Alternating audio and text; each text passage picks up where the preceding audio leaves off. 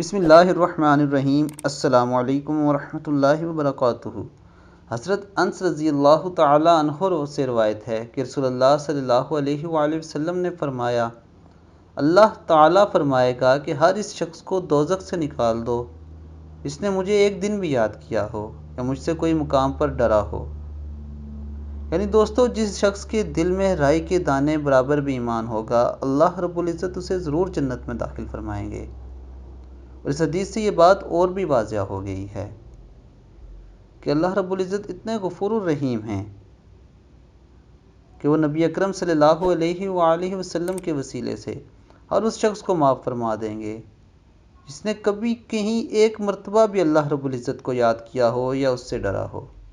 اس سے بڑی سعادت کی بات اور کیا ہوگی دوستو۔ اللہ رب العزت اتنے غفور الرحیم ہیں، تو پھر آپ بھی اللہ رب العزت سے وفا کیجئے، دین اسلام کے مطابق زندگی گزاریں۔ اللہ تعالی ہمیں عمل کی توفیق عطا فرمائے۔ السلام علیکم ورحمۃ اللہ وبرکاتہ۔